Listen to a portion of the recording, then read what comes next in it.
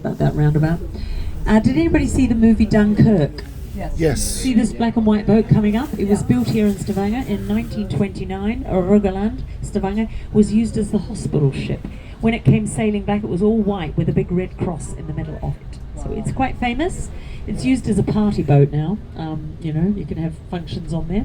So here we are, and lots of these waterfront, very popular ones for photographing coming up. They're all bars and restaurants, because most of these waterfront warehouse buildings are now that kind of thing. You can see they're getting quite popular now. But here we are, as you see at the head of the harbour.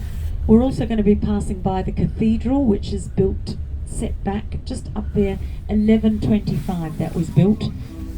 The original, so this year is a very special year here in Stavanger because the city is now 900 years old. So lots going on to do with that. And the first bishop, British people are very interested, the first bishop came from Winchester in the UK. So he was the first bishop here, and a bit of an unsavoury character as it turns out, because he was charged with stealing church treasures after some years and taken to Bergen and tried and hung. But that was another story. But anyway, he was something special. So here it is, the harbour of Stavanger. And Stavanger is actually the capital of Rogaland. Maritime Museum on the left, also housed in some of these beautiful old waterfront warehouse buildings.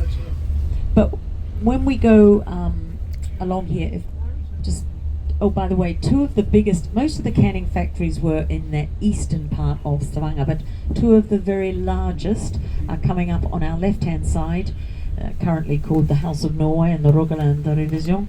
But this red brick building here on the left and the following one were two of the largest canning factories in their time, along here on the water. Bless you.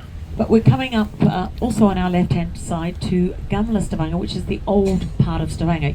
You know, when people came to work in the herring industry, this is a place where not the very wealthy, but the kind of workers, the sailors, the craftsmen, the tradesmen, they came and they built their homes here. There are 173 white wooden houses through here that have been all restored. It's not a museum, it's where people actually live. You can wander around the streets. It's not very touristy. There's a couple of artists have their studios up there, but otherwise it's just where people live. But do you remember me saying in 1950, Stavanger, well, this whole area was very run down. It was before oil was discovered. This whole area was going to be flattened.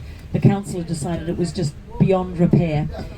And a local architect went and said, look, he'd like to take 20 of the properties he originally said and restore them.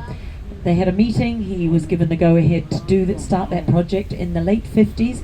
By late 70s, all 173 of these houses were restored. And that is why they're mostly white painted, because then white paint was cheap. When they were originally built, white paint was expensive, of course. You couldn't afford it in the early 1800s. Most of these houses from 1810 to 1880, roughly. No, they were more, you know, the sort of that reddy colour, or that sort of yellowy mustard cheap paint made of linseed oil and blood and mud and whatever else they had going. But I've seen old photographs of it in the 50s, and it was seriously in a bad state. It was a real no-go area of Stavanger. But very grateful that he was able to continue with that project and go ahead.